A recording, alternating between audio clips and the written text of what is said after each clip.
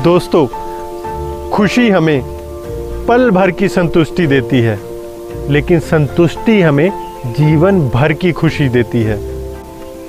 नमस्कार दोस्तों, स्वागत है आपका हमारे YouTube channel affair with God में। मेरा नाम है शोभित शर्मा। दोस्तों, एक बार शिव नगरी काशी में एक बहुत ही धार्मिक राजा राज करता था। वह बहुत ही अच्छे ढंग से प्रजा का ध्यान रखता था। एक बार उसके मन में यह विचार आया कि मरने से पहले और मरने के बाद व्यक्ति के शरीर के साथ क्या होता है। उसके मन में ये जिज्ञासा घर कर चुकी थी कि मरने से पहले व्यक्ति के शरीर के साथ क्या होता है और मरने के बाद का अनुभव क्या होता है। क्या हमारे शरीर में आत्मा होती है? अगर होती है तो मरने के बाद उस आत्मा का क्या होता है? यही जिज्ञासा उस राजा ने अपने राज दरबार में रखी। सभी राज दरबारी राजा के इस प्रश्न का उत्तर नहीं दे पाए और सभी निरुत्तर रह गए। राजा ने तब अपनी पूरी प्रजा के सामने इस बात का ढिंढोरा पिटवाने की घोषणा करी कि जो भी व्यक्ति उसे मरने के बाद का अनुभव बताएगा, उसे वह 500 स्वर्ण मुद्राएं देगा। पूरे शहर में यह ढिंढोरा पिटवाया जा रहा था। उसी राजा के राज्य में एक बहुत ही गरीब और लालची व्यक्ति रहता था, जो हमेशा से किसी न किसी तरीके से धन कमाने के उपाय करता रहता था। राजा के सैनिकों द्वारा जब पूरे राज्य में ये घोषणा की जा रही थी, तो उस घोषणा के शब्द उस व्यक्ति के कान में भी पड़े। तो जैसे ही उस व्यक्ति के कान में ये शब्द गूंजे, वह व्यक्ति भागा भागा राजा के पास पहुंचा और इस बात के लिए अपनी सहमति जाहिर करी कि वह मरने के बाद का अपना अनुभव राजा के साथ शेयर करने के लिए तैयार है। राजा ने सैनिकों को आदेश दिया कि इस व्यक्ति की अर्थी सजाई जाए और इसे एक रात के लिए किसी मुर्दे के साथ कब्र में दफनाया जाए, ताकि दूसरे दिन मरने के बाद का अपना अनुभव वो व्यक्ति राजा के साथ शेयर कर सके। उस व्यक्ति की अर्थी सजाई गई। उसको अर्थी पर लेटाकर कब्रिस्तान की तरफ ले जाया जा रहा था। रास्ते में एक भिखारी उस व्यक्ति के पीछे पड़ गया कि तुम तो मरने ही वाले हो, तुम्हारा धन किस काम का है? तुम तो मरने ही जा रहे हो, तो कुछ दान मुझे कर दो। वह भिखारी उस व्यक्ति के पीछे काफी देर तक पड़ा रहा, लेकिन उस व्यक्ति ने उस भिखारी की कोई बात नहीं सुनी। आखिरकार जब वह कब्रिस्तान में पहुंचे, तो उस भिखारी ने तब भी उसका पीछा नहीं छोड़ा। उस व्यक्ति ने तंग आकर कब्रिस्तान में पड़े हुए कुछ छिलके, बादाम के छिलके जो वहां पड़े थे, वो उठाए और उस व्यक्ति के जो मांगने वाला कासा है उसमें डाल दिए। उस भिखारी ने भी कुछ नहीं कहा और वह चुपचाप वहां से चला गया।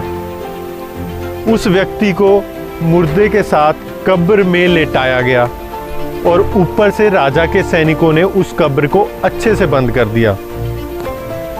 उसमें से एक छोटा सा छिद्र यह सोचकर छोड़ दिया गया कि वह व्यक्ति रात में उससे सांस लेता रहेगा। जैसे ही रात हुई, उस कब्र के ऊपर एक सांप आ गया और कब्र के ऊपर होने वाली हलचल से वह व्यक्ति समझ गया कि कब्र पर सांप आ गया है। वैसे ही थोड़ी देर के बाद उस सांप ने उस कब्र में घुसने की कोशिश करी। वह कब्र में घुसने की निरंतर कोशिश कर रहा था और वह व्यक्ति समझ चुका था कि यह सांप कब्र के अंदर घुस रहा है और वह ज़्यादा देर जिंदा नहीं रह पाएगा अगर ये सांप उस कब्र में घुस गया। लेकिन वह सांप किसी वजह से उस कब्र के अंदर नहीं घुस पाया। वह सांप उस कब्र के अंदर घुसने की कोशिश करता रहा, लेकिन कुछ छिलके उस छिद्र के अंदर फंसे हुए थे, जिनकी वजह से वो सांप अंदर नहीं घुस पाया। सांप वहाँ से चला गया। उस व्यक्ति ने राहत की सांस ली। और अगले दिन सुबह हुई, वो सैनिक आए, उन्होंने उस व्यक्ति को कब्र से बाहर निकाला। और जैसा कि तय हुआ था, उस व्यक्ति ने जाकर अपना रात भर का अनुभव राजा को बताना था, लेकिन उस व्यक्ति ने उस चीज़ को इग्नोर किया और वह वहाँ से भागकर अपने घर चला गया। अपने घर जाकर उस व्यक्ति ने अपना सारा धन निकाला और पूरे गांव में गरीब और निर्धन व्यक्तियों को बांट दिया। और सब लोग उसकी इस हरकत से हैरान थे। उसके पश्चात राजा के सैनिक उस व्यक्ति को राज दरबार में ले गए और उसे राजा के सामने पेश किया गया। राजा ने उससे मरने के बाद का अपना अनुभव बताने के लिए कहा। तब उस व्यक्ति ने कहा कि महाराज, मरने के बाद केवल एक ही चीज़ काम आती है, जो हम अपने जीवन में दान दे देते हैं। मैंने बादाम के छिलके उस भिखारी को दान में दिए और वही छिलके मेरा जीवन बचाने के काम आए। अगर वो बादाम के छिलके उसने ना दान किए होते तो वह बादाम के छिलके उस सांप को उसकी कब्र में घुसने से ना रोकते।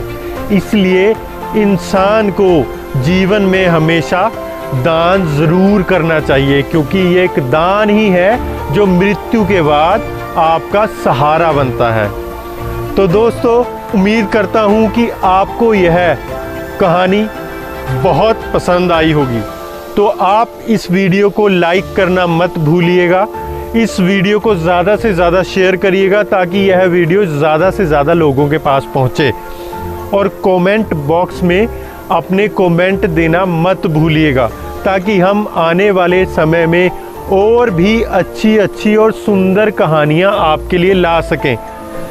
आप लोगों से गुजारिश है कि इस चैनल को सब्सक्राइब ज़रूर करें और बेल आइकन दबाना बिल्कुल मत भूलें, ताकि हमारे आने वाले हर एक वीडियो का नोटिफिकेशन आपको बिल्कुल समय पर मिले। तो दोस्तों, जल्दी ही हाजिर होते हैं एक नई और सुंदर कहानी के साथ।